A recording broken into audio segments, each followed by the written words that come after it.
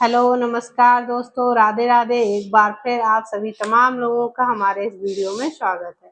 उम्मीद करती हूँ आप स्वस्थ होंगे, मस्त होंगे, अपना और अपनों का ख्याल रख रहे होंगे। आज एक बार फिर मैं आपके लिए एक सच्ची घटना लेकर आई हूँ। यह घटना उत्तर प्रदेश के मेरठ की है। उत्तर प्रदेश के मेरठ में एक महिला मेरठ के एसएसपी से गुहार लगाने जाती है। मेरठ के एसएसपी से कहती है कि उसकी जान को खतरा है। जब यह बात एसएसपी को बताती है तो एसएसपी पूछते हैं कि तुम्हारी जान को किससे खतरा है। तब उनके पूछने पर यह महिला, जिसका नाम ऋचा होता है, वह बताती है कि उसे अपने ही पति विशाल सिंघल से जान का खतरा है और वह किस तरीके से उसको मारने की कई बार कोशिश कर चुका है। पहले तो पुलिस इस मुद्दे को हल्के में लेती है, क्योंकि जाहिर तौर पर अभी नई-नई शादी हुई थी और नई-नई शादियों में हो जाता है कि आप एक-दूसरे को जान नहीं पाते हैं, तो किसी भी चीज़ को लेके लड़ाई-झगड़ा हो जाता है हस्बैंड वाइफ में। तो पहले तो पुलिस ऐसा ही नॉर्मल केस समझ रही थी कि हो सकता है आपसी मनमुटाव के कारण यह महिला पुलिस स्टेशन आ गई हो, अपने पति के खिलाफ शिकायत दर्ज करा रही हो। लेकिन जब उस महिला ने बहुत ज़्यादा रिक्वेस्ट की, तो पुलिस इस मुद्दे को गंभीरता से लेते हुए इस पे जाँच करना शुरू करती है। ऋचा की शादी 24 फरवरी 2024 को विशाल सिंघल नाम के व्यक्ति से हुई थी।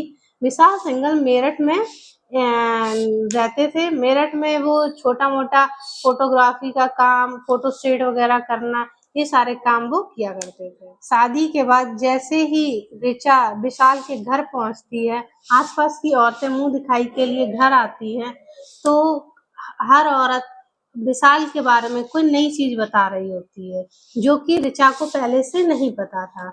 ऋचा को बस ये पता था कि हाँ, इसकी पहले एक शादी हो चुकी है और शादी के ही बाद उसकी बीवी को कोई बीमारी हो गई थी, जिससे उसकी मौत हो जाती है और उसका एक बच्चा है। बस उसको यही बात पता थी। लेकिन आस-पास की जितनी औरतें आती हैं, वो विशाल के बारे में एक नई चीज़, नया खुलासा करती हैं। वो बताती हैं कि अ, उसकी पहली शादी 2021 में हुई थी।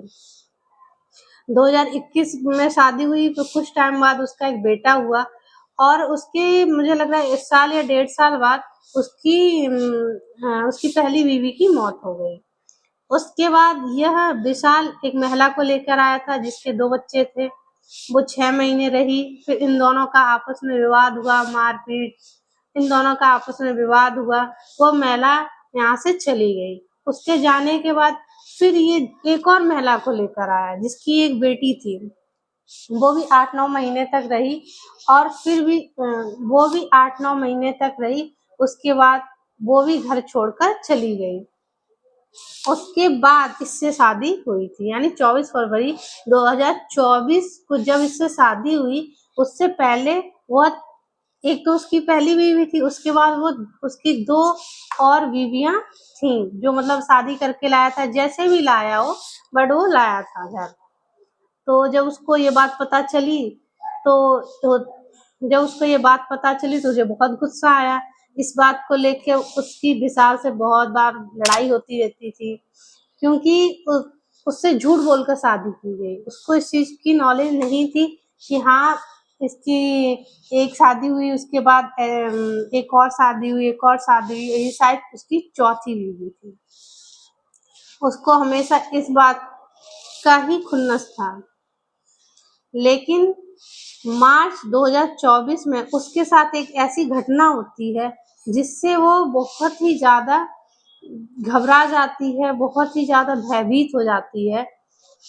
8 मार्च को विशाल और ऋचा के बीच किसी बात को लेके वाद-विवाद हो जाता है और वाद-विवाद इस कदर इतना ज़्यादा बढ़ जाता है कि विशाल ऋचा पर हमला कर देता है।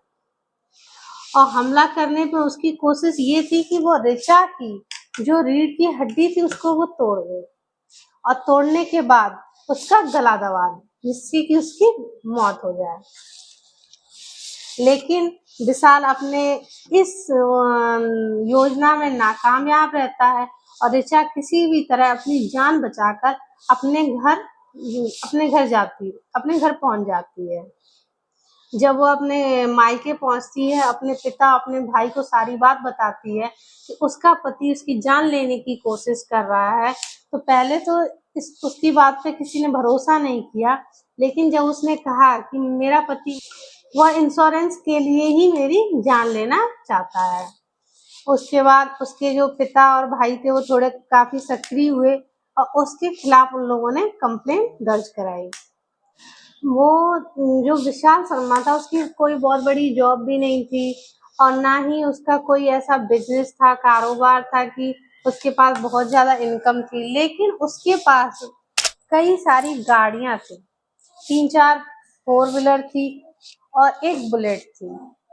तो जब ऋचा शर्मा पहली बार उसके यहाँ शादी के बाद गई, तो उसने जब देखा कि इनकी इनकम भी इतनी ज्यादा नहीं है, बट ये इतना लेकिन ये इतना गाड़ियों का खर्चा अफोर्ड कहाँ से करते हैं।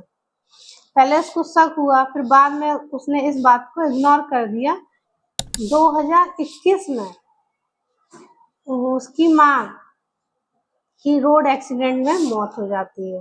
रोड एक्सीडेंट होता है तो ये अपनी माँ को हॉस्पिटल लेकर जाता है, वहाँ उसको एडमिट कराता है, लेकिन एडमिट कराने के बाद उसकी माँ की मौत हो जाती है और उसकी माँ की मौत होने के बाद इसको इंश्योरेंस का 25 लाख रुपए मिलता है।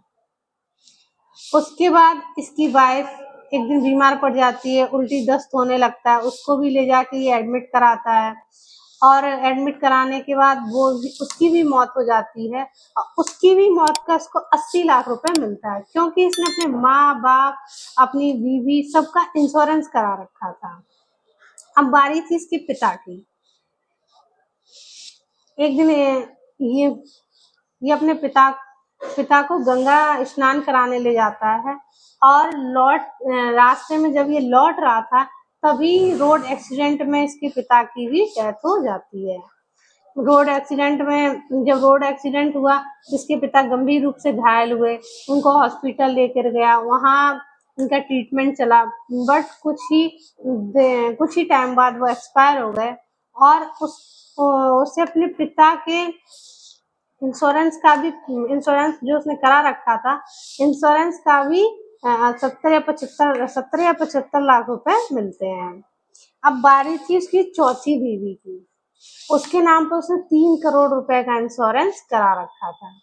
जैसे कि सारी इंश्योरेंस कंपनियां होती हैं कि एक ही व्यक्ति के साथ वो होता होगा कोई सॉफ्टवेयर वगैरह जिससे वो एक दूसरे से कनेक्ट होते होंगे, तो जितनी भी इंश्योरेंस कंपनियां थी वो भी तो जांच करेंगी कि हाँ जिस व्यक्ति का इंश्योरेंस था उसकी डेथ हुई है या उसका मर्डर हुआ है, तो वो लोग भी अपनी तरीके से जांच कर रहे थे और वो ये इन चीजों को समझने की कोशिश कर रहे थे कि एक ही व्यक्ति के सारे घर वाले कैसे उनके साथ कोई एक्सीडेंट में किसी की डेथ हो जा रही है, किसी को दस्त उल्टी से मौत हो जा रही है, लेकिन जब इसकी जांच होती है तो धीरे धीरे चीजें खुलती हैं। इसमें खुलने पता चलता है कि उसने अपनी माँ को एक बहुत बड़े रॉड से सर पे हमला किया था और जिस हमले में उसकी माँ की मौत हो गई। अपनी बीवी को वो धीमा जहर देता था धीरे धीरे धीरे, जिसके बाद और ये भी रिपोर्ट में आया कि उसके बीवी का दम घुटने से भी मौत हुई। और वैसे ही इसने अपने पिता के साथ किया। वैसे भी इसने अपने पिता के साथ किया। पिता का भी जब ये गंगा स्नान करा के ला रहा था तो रास्ते में उसका भी रोड एक्सीडेंट हो गया। रोड एक्सीडेंट में कोई रिपोर्ट नहीं लिखा इसने और किसी गाड़ी का कहीं भी कोई किसी नाम का जिक्र ही नहीं किया।